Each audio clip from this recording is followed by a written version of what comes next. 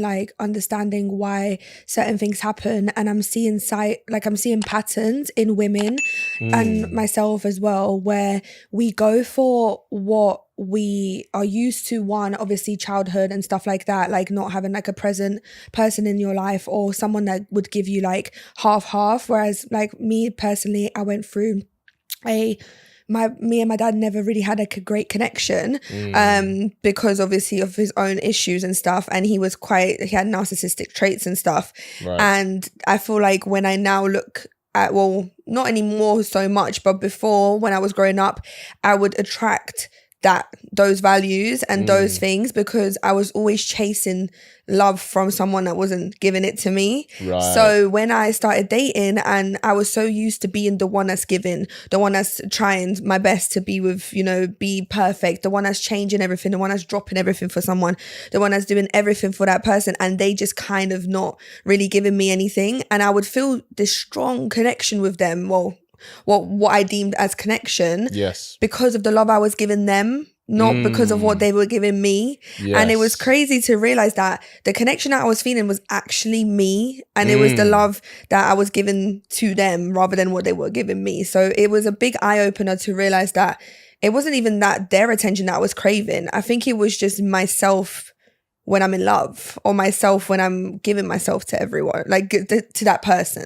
Yeah. So it is a very common thing to kind of like show your, not insecurities, but like your traumas onto like who you're dating. Like you can really tell what someone's like been through by who they choose as a partner.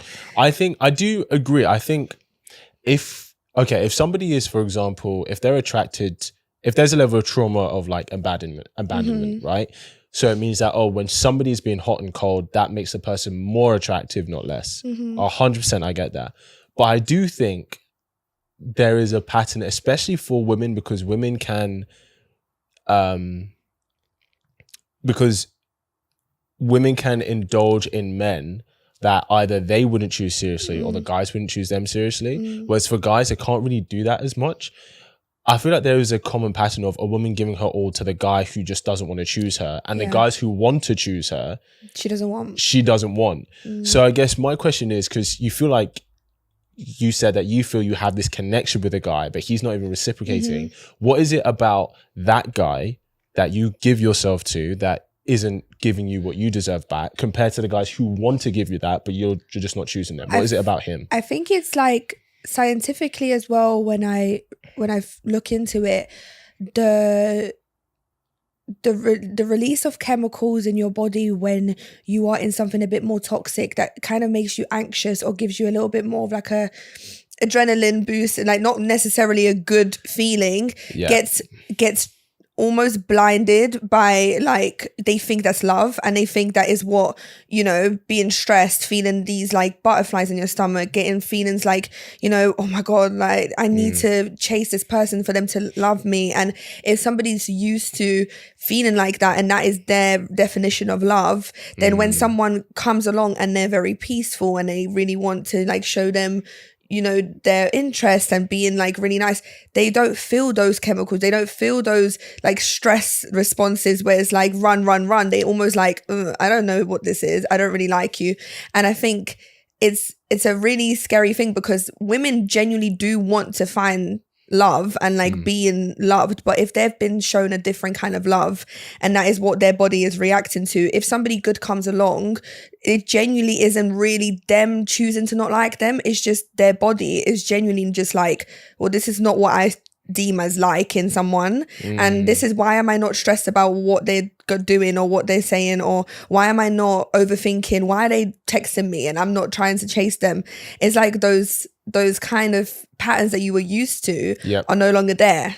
So it's almost like, okay, well, I don't like you. Like you're not giving me the same feeling that other person did. So do you know what, this is the best metaphor to describe this. It's like being a drug addict. When you're a drug addict, you get your hit, you're on top of the world. You're high. Like everything just seems amazing. Life just seems amazing. The microwave seems freaking gorgeous. You're admiring the plant. You like the fresh air. Like when you're on a high, everything seems insane. Great. Yeah. And then you crash and you're like so depleted. you feel depressed, you might feel alone, etc. Right?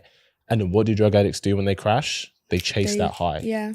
When you're with a guy and you're in a toxic dynamic, especially if it's a guy that you look up to, like you think he's amazing because of this quality, right? When he's giving you the attention, when he's like spending time with you, that's the high. You're like, oh my gosh, life is insane. You start to picture all the things that marriage, you and this guy could be, right? And then he goes cold on you, and then that's you having the crash. Your world kind of breaks down. Right. That's you having a crash, right? Yeah. And so just like a drug addict, what happens? You start chasing that high. That's why you feel like you're chasing him, right? To get that fix again. Whereas when someone healthy comes, the equivalent of someone healthy, right, is somebody who stops becoming a drug addict, starts training in the gym and starts eating right. Of course, the high is not going to be like that. You're not going to get that hit of eating the broccoli after you've just done an hour gym sesh, right? Yeah, you're not going to feel that high, no. But the high in that sense is gradual, because what happens is when you start doing that consistently, right, your past starts to do this, and what happens, you get to a point where you're feeling good about where you're at physically, you feel good in terms of your eating habits, you're sleeping well, and you're in a much healthier, better position than when you were the drug addict, so to speak, and that's where that high comes from. But it's a gradual thing. And it's rewriting what you believe. And I think as humans, we find it hard when you have core beliefs of what you think love is or what you think love should feel like. And obviously we all know that love comes at different ways anyway. You're never going to love someone the same way twice.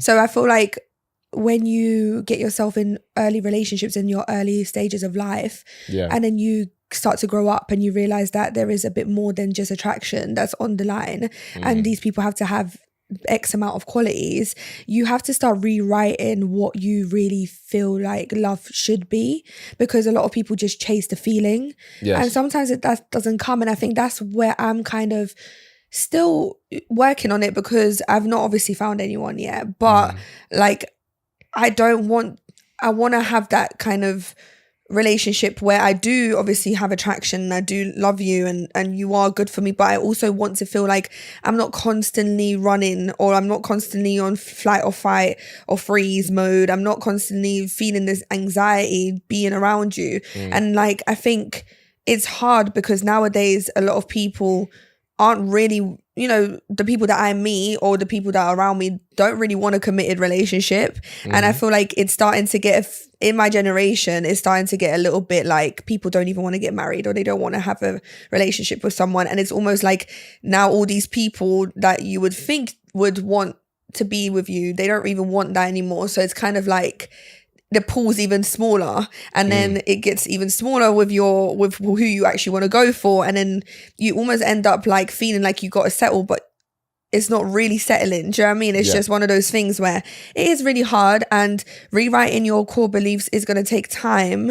Like just even trying to live a different life like I've been recently, it's like obviously I've been a lot more closer to God recently, and I feel like it's crazy because I've never really been that type of person. Like I've been in a Catholic household all my life, and obviously when my mum fell sick and she passed away, I stopped believing. I was like, well, God obviously doesn't exist. If that, you know, if that happened, you took away someone that meant the whole world to me and left me on my own, like basically. And I stopped believing it, and I went into this spiritual kind of thing where I used to believe in like, well, I still kind of do like energies and like, you know, which really helped me a lot. But in the recent times, like I actually kind of started getting closer to God and like going to church and like being a lot more connected.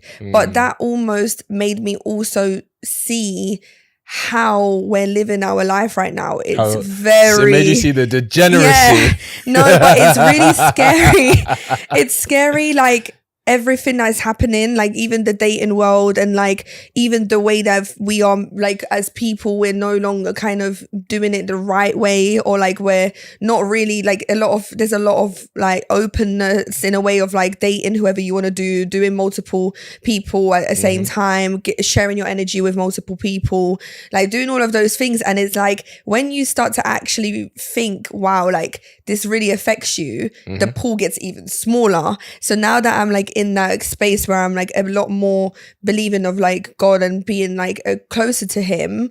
Or, I don't know, sometimes some people say it's not a him, whoever it is, him, her, whoever.